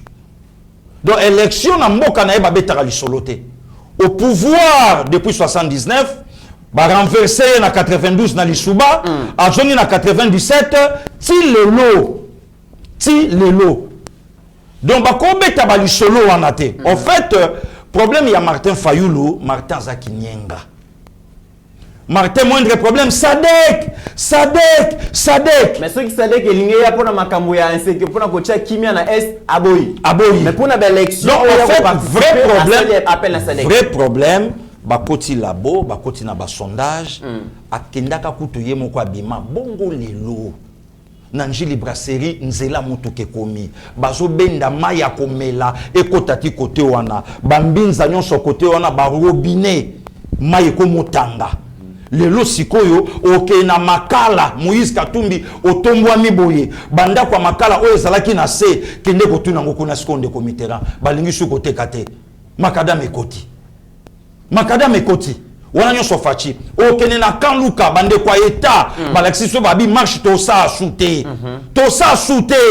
to banda komema cercueil na mapeka lelo kari kokota lelo kare kokota ebimi bandeko ya bamombele nyonso wana olie na bimaka lemba na jwaka victoire na uti kaka tout droit de comiteran makambeleki na prince Kasavubu etalingate mamba victoire etalingate na bimi kaka wana pa kikuti les dessins ngiri bandal panga wana mbinza 10 minutes na komi Sko yoke no bimisa batu wana bande kona biso betidia balaka na bakanda na bango basela bango boy etidia ma arate ko la mukana 3 heures poatanga amoni mabu bis na bango akoti abimisi pa basila bi otanga na ye karezo kende oui Trans Academia banda mitendi ti gombe wa 375 francs donc ceux qui na 125 francs on a osana ngonini atiki yango ezalate Sko bobi mandeli nini naba om donc babiloko nyuso wana tango salami nde komite nanu kutu to komite président bundi na coalition elilingi ya pamba patin marionnette Martin Fayulu ya bengi dictateur lelo nde Martin bande ko pesa ye conseil tika ko chauffer kiti ya Kabila nde Kabila o ya longoli siko survêtement lobinga mona kota Martin bima batatik nyonso to travailler na moni fouteur bima Katumbi, bongo te. Asenga gota. Mais yo vétéran te, age ça nan kolanda mande funa sukite. Nana nga mona muke. Pona nini ba tactique nyonso oyo e salami na terrain et puis asute ndeko mit. To ça la sport na Ituri hein. Boya le baki alembi. Ndeko mitera konda zola avec sa matata ça sport na Ituri. Ndeko mitera na ya difficulté to ça na ngona Congo. Kabila ndima ko bonsila biso banzela te pour relier yango poto sala na facilité ko tambola to mona oyo président Kaleba lobi oyo zo sala na bokote pana pardon de comité to zwaka awa na Kinshasa dire ya kotonga hôpital kwa mama yemo dire kaka mais iko bino manda mobimba mais tala mama yemo ko ba obeta ye mokote ba obeta ye na Sendwe ba obeta ye na ba aéroport bamboka ba obeta ye na Zandu ba obeta ye na banzela et puis gouvernement Zobundana M23 Nakatuana il faut minduki et sombama il faut tenir il faut ration militaire entre temps militaire wa bande ko kende na Saint-Joseph militaire ko mokota yemo ko mokosa na maladie mon colonel Salumu nazoka awa bienté mon colonel Salumu nazoka awa bienté colonel Eric osailanga bon na kende na kota na appareil wana yemo ko maladie mta osenga na kota na appareil wana o ezalo kwa ya selkei po batala poso na cheboye colonel Eric Mwila nazo kapasi soda komo sengango yemoko bon so taliba garde républicaine sikonde komitera batu ya général Modeste Mpanga ni mazola théologie bola ba sikon nyoso wana kaka discours nini matata koya même matana Ituri même matata batuna awa na parler du pas abandonner Ituri pasteur Gili nalandi malobane a lobby gouvernement central et bosani province président Kaleba utolo bango problème matata ezanini bazoluka place bakodiembela soki matata kena Ituri mais matata vanda na parler du peuple bazotuna yi problème à est bokangi monokoti le pourquoi c'est que bo ça la route ensemble na bango matata incapable matata kena Ituri mais matata l'acception marché na maluku oyo mboke bimisa 100 millions de dollars américains matata l'acception nanu bukanga lonzo matata Alex Abisso en tout cas 1000 écoles na kokaite pour na mandat nanga mais bete lomi balé yango nga na tongaki parce que mbongo nango bima 685 millions de dollars américains pour la construction il y a 1000 écoles intellectuelles de son état Alex Abisso même balé oh ya tonga Mais pasteur Guilé, si Martin Fayulu décide de se retirer dans le processus électoral, mais c'est un événement. Pour une raison au APC, Ensemble pour la République, parti cher à Moïse Katumbi, pour na bango balobi en tout cas, va co-présenter la liste de candidats à tous les niveaux. D'ailleurs, ceux qui te l'ont dit, Olivier Kamita, Nakotanga Yawa, babi aux tricheurs et aux fraudeurs, nous ne céderons rien. Nous ne sommes pas naïfs. Nous les affronterons tête haute. Ensemble et alliés présentera des listes à tous les niveaux jusqu'au bout. Nous allons lutter pour les élections démocratiques inclusives et nous vaincrons. C'est bien de commettre. Bakolonga. Nalobi et loko biso lingi ya mwana. Nde commit. Na fongole loko mo bato ayebaka te. Omoni moto aza mo konsamboka lelo. Abima député maire élu. Donc koleka Congo mobimba. Je crois en 2018. Non, 2011. Assiégeate pour nous. Assiégeate. Moto aza mo konsamboka lelo. Moto aza mo konsamboka lelo. To tambolano na ba triomphal. Les 6 leaders Bamati Balobi wapi 7e. Na katsa full vital kamere présent via Salia Olanda Biso, Mama F présent ta Olanda Biso, batwana nyonso babi mokonzi yewana. Yewana. Makambo yo présent Kale Balobi, Adolphe Muzito Lobango. C'est un monsieur très honnête. Muzito. Wana kutu elo côté, wana mama e moté, wana zandu te. Elo côté. Bongo siko na zandu. Na zandu. Na mama yemo. Na mama yem. Fayulu a se retiré, FCC Balobi va participer. Parce que la question, est-ce que député, pardon, candidat comme opposition face à Fatia Ozalate? Alima qui n'a ordre dispersé. Mais le comité là présent ou Toloba Awa, na 2006 IDPS le seul et l'unique parti de l'opposition. Abina Okendete Babi Vanda Kwaku. Mais Yoka Sigo, Fayulu Alobi, ce qui a acquitté à participer à l'élection T. Yena peuple va activer article 63. Peuple vanda. Article 63 pasteur Guilé. Papa. Na lobi na yo tika vie to bandi moi elanga moi whisky na ba âge na bango sala moi bien na poumon. Oh pasteur Guilé. Moi whisky ne la sala bien na poumon. Tika ko? Oh tika. Oh na salele qui pasta na komi moi malila skit hiver bando se babi pasta. Kuna na kini mais awa moi whisky il faut écouter. Ah tika moi pasteur. Oui pasteur malila makasi. Na kepa ya nanga donc kabe ya majili na beti moi whisky na chauffer moi poumon. Ma bien de commis. Donc on bete whisky. Na bete whisky pa ya nanga donc. Viens nanga machili nga bipasa ya moi na mesa beta. Na chauffer. Ah siko na écoute malili vie nanga mafa na moi ba câble. Oui bezo pia souci. Et le bala kata vidéo mo pesa kale basala akala na so na lobia ma se rappeler. Bo cha bakala o sauter. Bo sala ba okende. Bo ko finga iba olinga yi. Bo loba mabe bato ba okumisa yi. Et ça la moi passer na motema de commis. Ça ga passer makasi. Et ça la rappelle moi passer. Président Caleb, Ensemble pour la République de Moïse Katumbi accepte d'affronter Fachi malgré problème, malgré problème où ils ont entaché dans le processus électoral. On va affronter le président Fachi Tinasuka. La grande question est-ce que face à Fachi, l'opposition ne saura plus se réunir? Oui, déjà. C'est déjà trio. Ça, je te confirme. Et tu sais que Joseph Kabila, sa candidat commun. Ça, je te confirme. Que même à ta tergiversation, il y aura bientôt Mingi Baoulukasuba se rallier les sous Nafacham. Ils vont comprendre les choses. Tu sais, ces pays ne bougeaient absolument pas. Depuis 60 ans d'indépendance, les pays ne bougeaient jamais. On n'avait pratiquement rien fait. Au lieu de Kendata Liboso Mouké, Tozonga Kandesima. Belge Batikel Biso Boulevard Lumumba. Ndenge zalaka moi de banques de na moi nini na katikati Joseph Aya fungole l'émission moi ndambo mais kaka presque banzela o ezalaka o existaka les bawanda ko soigner muke ba comme si moi monene peuple a comment comprendre que là où il y avait même pas de route batongi asika nous avons comme un président bâtisseur dans Bokoyo. Les peuples comprennent, même et les opposants. Après, ils vont comprendre.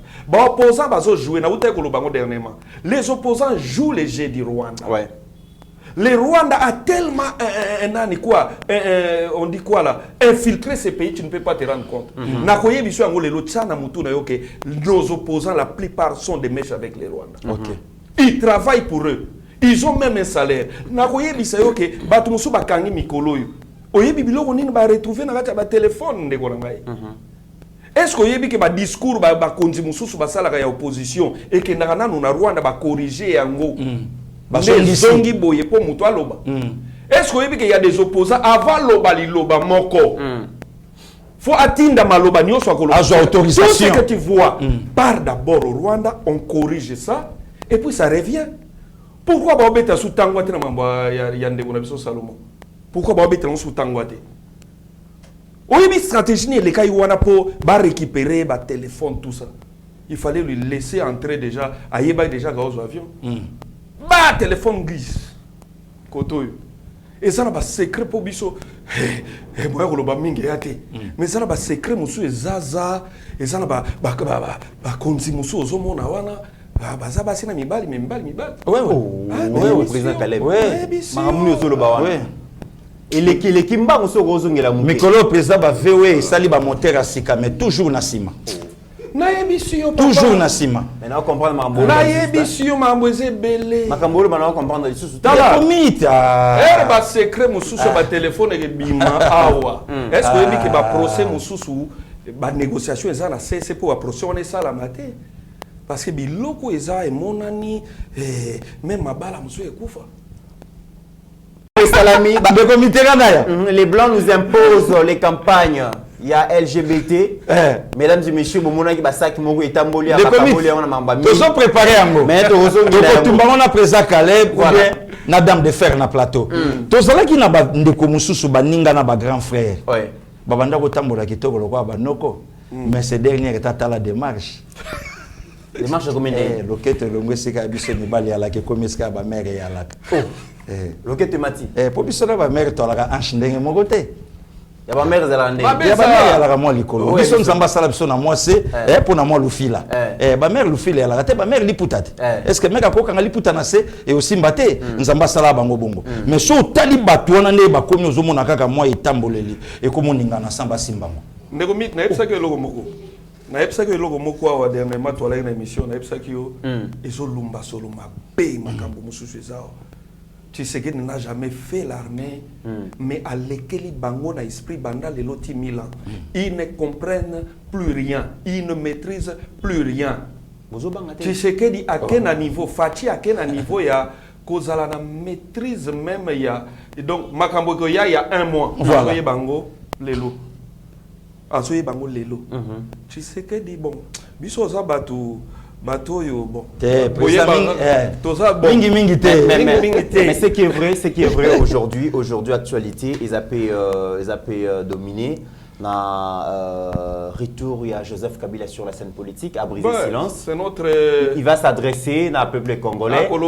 Abiaza jaloux, na makambo yo sali pona Congo, asali makambo ebele. Congo a tiré qui est prédécesseur, successeur na Mobimba, le lot évolue en éclat, situation il y a peuple congolais souffrance et l'équipe passe l'équipe, il va s'adresser finalement au Congolais. Non, ben c'est un politicien, il peut toujours s'adresser, il peut toujours parler. On n'en disconvient pas. Mais qu'est-ce qu'il y aura de nouveau? Qu'est-ce que le peuple n'a pas compris jusque-là? Mais nous sommes au Congo, tous nous sommes là. Tout le monde a tout ce qui se passe chaque jour, ne t'en fais pas. Peuple a sous député au Kokoko à tout moment. On est là, on regarde la télévision, nous sommes devant notre poste de télévision. Et il faut que quand ils sont là, ils ne sont pas plus intelligents que le peuple. Ils ne sont pas plus intelligents que les comédies mortelles de chacun d'entre nous. Ils ne sont pas plus intelligents que tout le monde. On les regarde, on les aperçoit aussi. Tout le monde a tout ce qui va se faire. Neti yanangai wana jikaka. Akobeta li solonini. Ya kutaka Congo, ezalaka divisé. Oyo koto ezo dépendre zana mbongo nango oyo koto ezo kende na mboka nango oyo koto ezo kende bon asa asungaka biso moi réunification ero sungaka moi réunification mais makambo bino moko boya nango et permettre réunification ngo bien té parce que Fachi te mutaluki makambo au contraire na époque à Fachi le Congo eza na tous les 26 provinces nango yebisa province nini tshekei baboteki bunagana bunagana eza Bugarde dans boteki ba place bunagana ezali Bugarde ezali moi cité frontalière tokozona biswango tant que le chef lieu de la province était la province n'est pas parti Il y a des gomatraciens, il y a des Bana Nord qui vont ngana lingara mingi, à Barizeto. Un peuple très courageux. Fais un tour à Goma. Fais un tour à Bukavu. J'aime bien cette ville. Tu vas comprendre. Fais un tour à Bunia. Kende na Mboka Est, tozana ba Congolais qui sont braves lokola batouana te.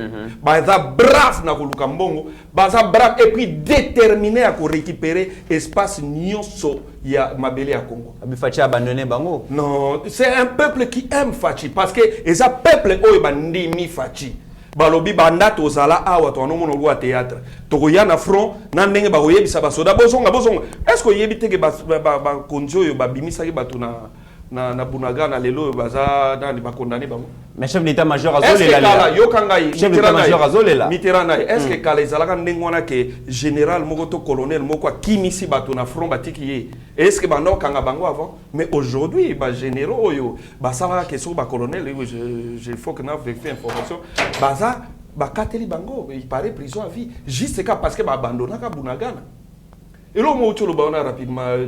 Non, mais chef d'état-major, tout ça là. C'est ça. L'armée a été infiltrée comme pas possible.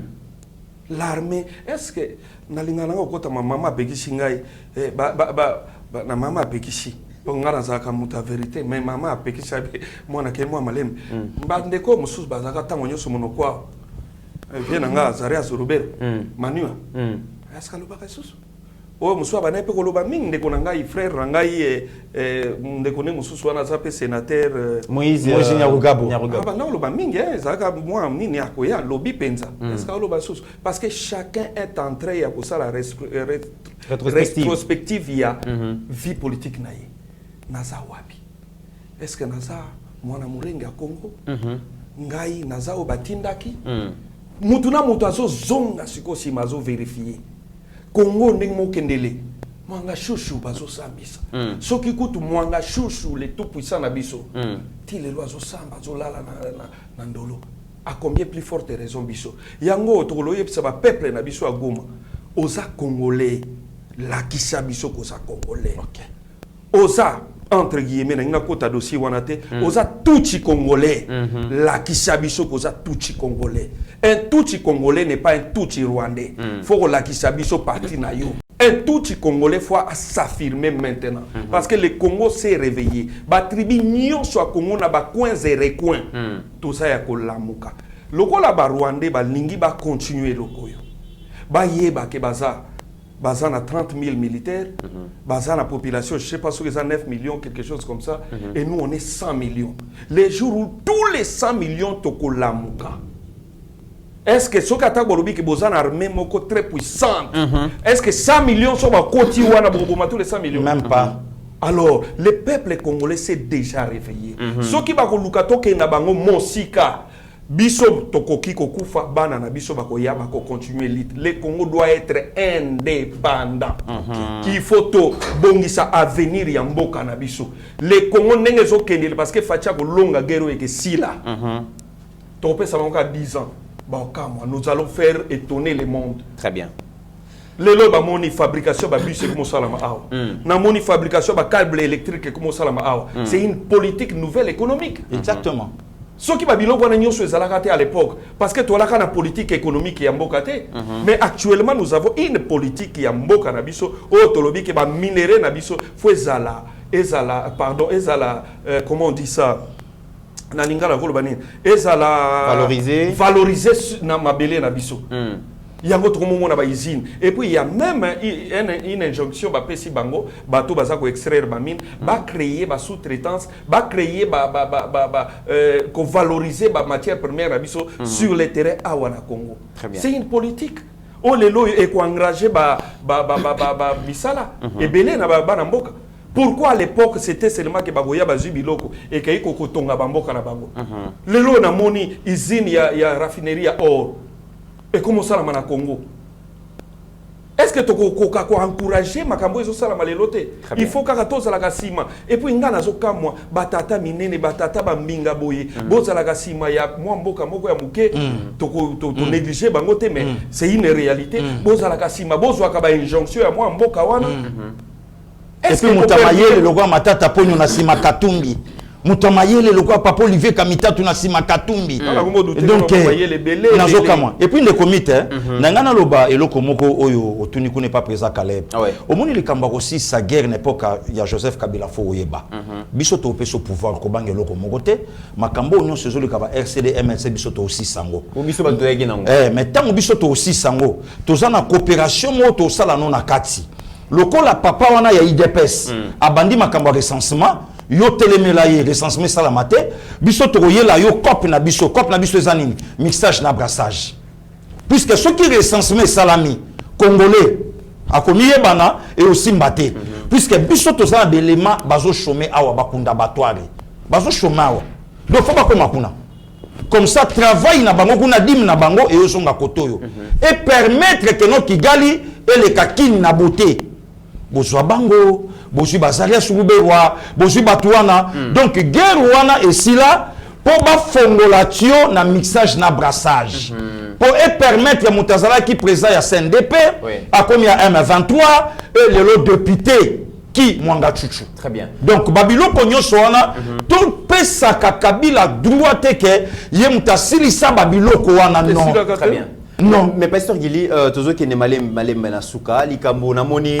apparemment beaucoup mis impatient et à représenter bilan et à Tata Mokonzi alors que tu as une campagne électorale ils ont droit à bino mais tout là extrait à meeting yo to adresse le vice-gouverneur chez Kogo à Salaki Bona Kingabwa il a dit une chose on a linga vraiment to mekako le belango awana plateau à kendaki ko présenter Fachi comme son candidat naturel na électorat naé tout là dans l'extrait comme ça tu Sikoyo après papa me passer 32 accueil est-ce que vous avez vous avez bien le monde papa nous sommes passer 32 ans accueil Tobi oya salaki asali ndamu pe misusu pe asalaki te si makamila pe ayekoya asali 18 ans la pouvoir et ça va noter ceux qui va dire asalaki no soteza makambo lokota oya salaki asali ni asali oya pas salaki asali ni asali te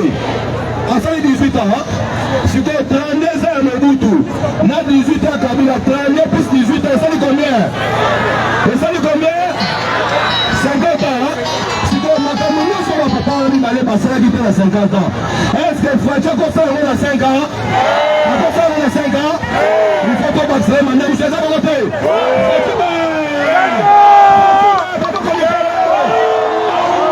faut pas passer maintenant, monsieur. Il y a un léon dans les besoins d'abino. Dans les besoins d'abino. Pasteur Gili, tu l'as dit, le vice-gouverneur Gérard Gekoko. Alobi, Mobutu a géré pendant 32 ans. Oui. Kabila a géré pendant 18 ans. Oui. Bosengana Fachite, et Salim raté pendant 32 ans, 18 ans. Asala, on a 4 ans. Oui, ça, Caleb Auto, le Komoko, très important. Bisoto Botami, to continue à boulevard à limiter. Oui, à Lumumba. Bokati, si Elo, Boté, non, à Katikati. Moi bordir ya laki moi ba pelouse moi matiti ba pelouse wana yaki na époque ya papa Kabaidi ya Kabaidi a Hollanda biso o ya pesa kanzela ba clôture nyonso ma pango ba chango couleur to ba chango chaud et wana Moïse Katumbi loba na ngata maman Pascaline na komi congolais te pesa ngili de comité na 1982 na 1982 ne sikaba loba na biso place wana ba komi ne passe pas l'homme biso pe na ndenge ka to bande ko yele la pe na mboka paspalum vous comprenez wana Katumbi ayebi awate OK wana Azarias ayebi awate wana mete Nyarugabo bayebi na Kongo te ayebi pe papa Kabaidi akabaidi te ayebi ete donc to bande ko katsa nde komita bon mama simbi oto papa batali ba biso euti kota bakinga sana ezoleka eleke ale bakati sali to koti ngambo alimete Joseph Kabila ye habite balongola bakangisa sala yango moni vice gouverneur alobi na oyo Mobutu asalaki na oyo asalaki te na 32 ans na ye eseleki mais bino moko siko bokanisa 32 plus 18 50 sikoyo bozo tinda na mutu ya 4 ans asala mais asali peu plus que bango yango moni vice gouverneur a tondi si batu h dazola kisawana tala lo moto ben lo babiso na lingala pe a présenter yo kanisi de comité ba yebi que aza adjoint ya gouverneur Ngobilambaka bango mibale ba lieutenant ya Fachi siko soki Fachi alingama kite la population fula bongo baya osani baoyate yango moni même ata fils gouverneur ala qui à l'aise et tranquille la coste na ya telemi alobi candidat nanga na 2023 na décembre Félix Antoine Tshisekedi Chilombo yango wana donc aza hypocrite te le quoi Katumbi. Moi mon choix mon candidat c'est Fachi mais votez Martin Fayulu. Katumbi aza mon Christ oza hypocrite te. Hein Bible ezoboya yango président Caleb lelo boy na yebi tant président Félix a eu pouvoir tant aza un candidat ayeba ki ba problème ya Congo ayeba ki ba difficulté au Congolais sanango et programme d'action ezalaki pour na ko remédier na ba problème nyonso wana. Mais le lot est comique KO. D'ailleurs, Kabila Kouta Sala ou été bisoto sali. Kabila Sali, c'est comme si baromètre ou soit unité de mesure, il y a action sur place et comme Kabila alors que normalement il s'engage que ça la problème ou ya koutani na ngona ba piste de solution proposée président Caleb. OK, merci. Na web ça naturel comme on a place mon côté Fachi Béton azolo baba difficulté na que outil que voilà d'ailleurs. Non mais bino ba to soutenir et bo défendre et na lobelo logomoko. Fachi, ce qu'il est en train de réaliser, moi je suis un économiste. Tout d'abord, à maîtriser le baromètre macroéconomique.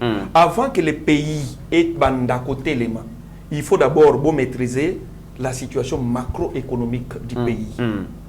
Jusque-là, c'est maîtrisé. Réserve Yambo Canabiso et Zali. Mbo Canabiso, le lot, la réserve, il y a devises. Les lots, il faut se demander combien de fonctionnaires. Lorsqu'il faut augmenter le salaire à chaque fonctionnaire, même d'un seul dollar, il y a une implication dans le budget. Parce qu'avant de bouger le budget, il faut que tu aies la recette. Le budget se définit par rapport à la recette. Ils avaient le budget de combien? Et ils l'ont utilisé comment? Le budget coûte 16 milliards, ça le coûte. Ok, et ça le coûte parce que déjà le budget n'a bino yamboka soki bosali yango, faut bokende ko avaliser yango na institution de Bretton Woods bandi mayango parce que budget nyo so mboka il y a aussi l'apport il y a ba institution financière internationale. Déjà ba institution de Bretton Woods wana soki ba avaliser budget na bino balobi budget na bino ezali exécutable. C'est que c'est vrai, qu'on réaliser yango. Alors est-ce que si on moni que l'institution à Bretton Woods et le budget na biso et tout ça c'est quoi? Non. Au moni l'opposition au Congo bandi makate. Et puis toko zalaka kaka bongo bakotika la kaka ndima bolambu te. Eza ndenge na bango. La situation change petit à petit et petit à petit. Un pays ne se développe pas dans 2 ans, dans 3 ans, même dans 5 ans. Dans 5 ans non. C'est un processus. Mais il faut quand Brésil évolue à sous Lula. Le premier mandat Lula, on a vu que Lula ça allait comme un miracle. Non, premier mandat n'a déjà non. Les Alaka Bongoté. Il y a ce qu'on appelle action en impact visible. Les Alaka. Peut-être action impact visible na yendenga kipaki mbalamogo makambo songolo et puis Brésil au comparé na bisoté. Au Pays-Bas Brésil et yandeng mona bisoté. Tu vois? Alors, il faut que tu aies la paix, il y a croissance Yamboka. Avant Mboka, il sentir moi progrès. Il faut que comment na to ya croissance, il y a des chiffres. Est-ce qu'on a quoi limbo lango pe sous moi mon limbo attend. Les lots yo to na to ya croissance, je pense que tu as 7 en eux, je pense que tu as 7. Parce que tozalaka kalaka na to ya to badamo ça la décroissance. Kabila Tanyo Sabundani Asukaka, je pense na 5,5 ou 6. Là, tu as 7, tu tendre vers 8. Er Togokoma na to ya croissance, il y a des chiffres, net 10, 11. C'est par là, bah retomber, mboka et banda ko ressentir, moi changement. Parce que to ya croissance, c'est à du jour au lendemain. Ceux qui payent ça, que se comporter bien économiquement, c'est peut-être chaque année, vous pouvez bouger d'1%. Peut-être en 2024, on peut aller à 8. 2025, on peut aller à 9. 2026 to komana 10 à partir il y a 2025 2026 économiquement peuple ko banda ko ressentir tant que nano to komi na taux ya croissance il y a des chiffres té lokola to uti na libulu makasi to ko ressentir en côté mais il y a beaucoup de choses qui se réalisent ozo sala ke tozana croissance moko ezo matalikolo mais opposant à le col ayebi que Kino a tout maîtrisé presque makambo ebelete Congo a tout maîtrisé so baso ça la politique il y a populisme le col a bilogue matita la devise matita devise matita non ce n'est pas ça et ça là cadre macroéconomique ils ça la que devise et cause à la dévaluer moi moké et pardon to il y a bon et cause à la dévaluer moi moké pour maîtriser la situation macroéconomique to ko ki kondima pardon papa beaucoup beaucoup na domaine nga to ko ki kondima moi moké to et comme par exemple na 24 pour maîtriser par exemple ba game moko boy musu sezo kota na ba dimension moko boy mais matata mponyo les gens en 2015 azaki na réalisé un taux de croissance économique à 9 to tikala ko mana on a 9 non mais matata bien ba comment déjà à 9 en 2015 on a 2012 azaki na taux de croissance il y a 7 Daniel Sojika kasala to et puis matata taux de croissance ils avaient placé à 9 donc matata zomona qui c'est le seul premier ministre a réalisé bongo donc a stabilisé d'abord donc il comme stabilité macroéconomique et ça qui est taux de croissance en 2012 déjà stabilisation macroéconomique elle a été la muzito muta maîtriser voilà 2012 a taux de croissance ça qui 7% et puis 2015 là qui 9%. Oui, matata. Non. Rabi combien à Sokorobi 9%. Les Congo, tu as 9%. Tu vas nous bunda. Via ça, tu n'as pas que bata politique, bata théâtre, communication. Avec les yomos. Pour y mo tu mboso epsa bango, faisons pas. La plupart, il y a une mise en scène bavanda quand on trouve ça théâtre ndeni. Très bien. Parce que ils pensent que peuple angwa zane zoba. C'est ça, ba politicien Congo. Ba mona ka peuple za mayelete. Toko ça. Matata Ponyo peut revenir vraiment les lois de l'État. Ça calève tant que taboui quand on a biso mis l'école. Acha biso na condition. Yedi sanga par exemple sikoyo. On va bien la biso na ba marche. Aéroport ya Kinshasa, li solo na ngweza. Aéroport ya Kinshasa plus de 500 000. Il est l'autre zo futa ka ba go pass. Go pass on peut to futa te po ba bombe ya po to futa nyongo. To futa nyongo salate. Oui, salate. Plus de 500 000. Tolo baté. Donc bino ba congolais te. Biso ba congolais. Non, très bien. Au contraire, même na députation tozana na poste ya bilongi ya sika ba sika. Les gens qui veulent que le Congo se développe parce que nous avons un président qui aime son pays. Il a besoin bateau ba ko accompagner balinga mboka. Très bien. Mesdames et messieurs, nous sommes arrivés vraiment à la fin de cette émission. Oui, le Lozalaki Boko, ils ont vraiment presque une édition spéciale sur la désistance. Il y a Martin Fayoulou. Donc pour les uns, c'est une erreur grave. Pour les autres, et pas sur la radena souka. Asi asanrolagi na yomona na souka. Oh non. Après la rosvate. Oh non. Non na souki. Baliningai. Très bien.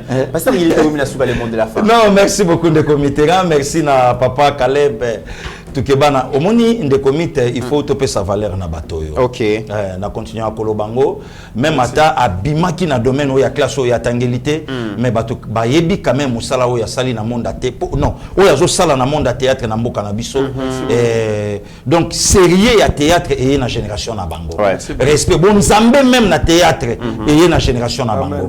Donc ba ye na bon nzambe na mondo yo to yeba kaka ya koseka ezana ngo ya tinate tout ça tilelo. Donc baza batu lobby to lobby wana mboka fecha bango ba moyen ba salo ya bango moko o ya tournage donc nesika chaque fois ba luka banda kwa ba tout donc toko m'appelle lokola ba mboka mosusu vraiment nzambe a batela frère nanga nzamba batela pe bandeko nyonso balandi biso to continuer ko soutenir l'institution présidente de la République. Fachi c'est notre sang. Fachi, c'est notre frère. Merci Nayon de Comité. Fachi, c'est notre frère. Fachi, c'est notre sang. Mesdames et messieurs, merci beaucoup, Pasteur Guili. Merci de Comité. Président Caleb. Ngana, merci beaucoup na pasteur Gili na lingaka ko sala na ye ko zalane na plateau moko sa kanga bien parce que mayelo e bimaka wana sa kanga makasi. Surtout likambo na date parce que na moni a part Mobutu ezaye. Bato balaki makasi na likambo date. O Mobutu alaki na ba date nyonso ya likambo nyonso bano sala na monde. OK. Na kolobaka na bato bazola nanga soki na ye na politique ezalité parce que j'aime tellement mon pays. Je suis un artiste, mais je suis tellement congolais que nalingaka Congo nanga. Un intellectuel aussi. Je suis intellectuel. Natangi kelasi. Nalobaki dernièrement nalobaka 3 langues internationales couramment.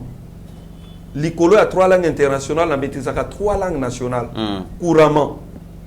Likolo nango naza moto yo natangi kelasi na kokipe ko contribuer pour que le Congo est vaste, eza munene, eza na besoin ya port ya moko na moko bisiko zali nini tokoki ko sala to rendre mboko elonga ya soni et comme mboka ya lokumu lelo tozo beta bale na Gabon mais bazo chola nan OK Congo c'est rien Congo na sepeli na ba joueur merci nous avons besoin de cette détermination dans ba domaine nyonso bo beti bali beti Gabon na mboka na bango parce que et comment ba komi ko seka Congo ba komi ko seka Congo parce que nos politiciens ont conduit ce pays na itaweza na ngolelo na koyebisa pe na batu mususu po na zozwa ka mwa ba intimidation na yebisi bino ngai Fachi aza congolais nga c'est mon choix na soutenir Fachi. Ezalaki liboso opte aza mnanité bon oyoyo aza congolais. Mon choix c'est mon choix. Moi je crois en Fachi et je le soutiens. Alors beaucoup ma botika ko intimider ngai que omoni ndenge kadi yombo kufaka mais est-ce que un jour ça pouvait m'arriver. J'ai été du bon côté de l'histoire. Arrêtez de m'intimider pour na Fachi tokoloba, pour na Congo toko continuer koloba. Nous serons derrière la bonne vision de notre président. Nous devons le soutenir parce que erbozo ko lukaka ke ya longwa to bato ba soutenir e ba kufa.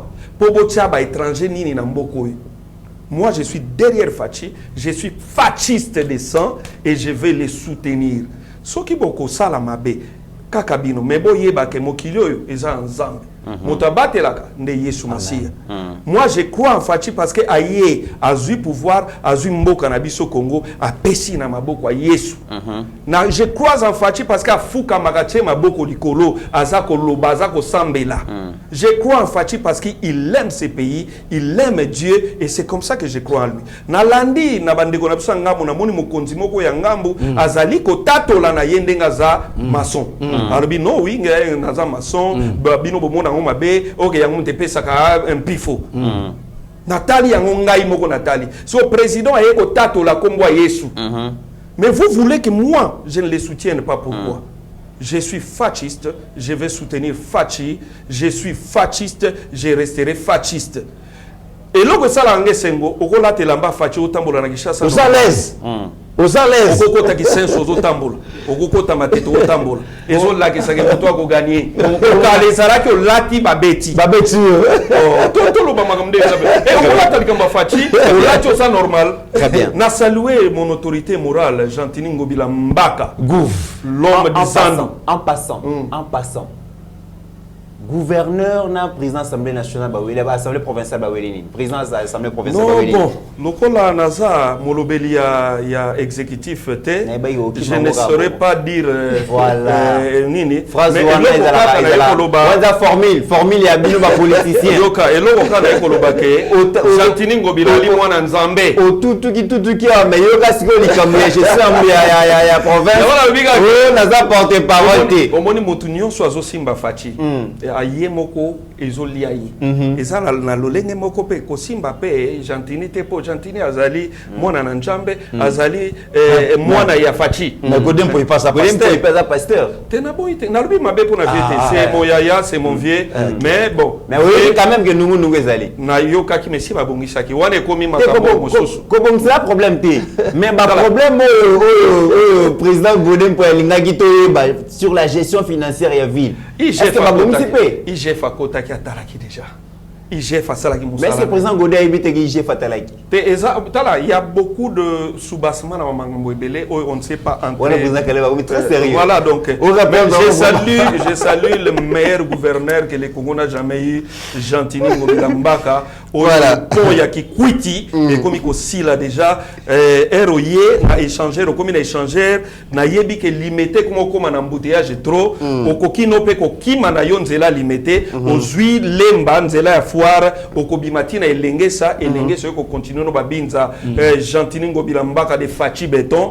Oui, na salué les sous pour na elenge sa tokomi ko zela kaka papa aya ko fungola, koete embouteillage ya binza, ya nini ya peine. Toki Mayango, embouteillage ya rond-point ngaba, Toki Mayango, poto yaka aux yeux elenge sambala moko bimina Mariano, Ngobila Mbaka Fachi Béton, pono komo bengene Ngobila Mbaka Fachi Béton, et comme le roi Kombo Moko, na salué les sous na Mombele, Mombele babwaka ki ba négligaki, na katikati ya Mombele bazo katanzela, koma ikaka tia ba yanke pona marche bakezwa kuna. Avenue Mombele zotonga maison ke ngobimati na rond-point ngaba, ça ce sont des salutations nazo sala na bateau baza ko aider président de la République akende liboso, na saluer na nzela ya Njili brasserie. Oh là là. Voilà. Les makambo e salamaka tekala. Esika Kabila ndako zinda na bajipe. Très bien. Ngobila Mbaka azosala ngona mbongo ya gouvernorat de la ville pour soutenir son président. Ba vrai gouverneur bazo soutenir na saluer Fifi le pasteur Fifi Masuka. Aéroport Esili. Aéroport Esili. Tate puisque pas kenda kotala. La bateau Fifi Masuka. Tate puisque pas kenda kotala aéroport. Fifi Masuka. Donc voilà ma chantier sur chantier. Vous comprendre que pasteur Guili na président Caleb vraiment les fascistes de sang. Bazo jouer na orgé. Et je crains que le président Christian Bosemba sanctionne Batiki parce que la campagne a fâché c'est Bandiawa. Donc alors qu'il a nous saigné à Pessigoté et ça va orger. Mesdames et messieurs, merci beaucoup de nous avoir vraiment accordé votre attention soutenue. Merci de vos commentaires Nabino, merci de vos suggestions Nabino et je vous promets que demain ce qui est émission Zali na kotanga ba ville place ou à Pibo Salipo, n'importe que ça la cabino ça la cabino vraiment très bien. Le chef de l'État a attendu déjà dans Mbujimai, certainement. Donc, il y a des informations vraiment crédibles pour nous la bino. Et n'oublions jamais qu'au-delà de nos divergences d'opinion, la RDC reste plus grande que la somme de nos ambitions individuelles. En attendant, portez-vous bien, car chaque jour est une vie. Merci. Ta grâce, seule ta grâce. Nous voulons instaurer un état de droit. Et dans un état de droit, il y a une justice indépendante. Ce n'est pas à l'individu Félix Tshisekedi de commencer à faire justice.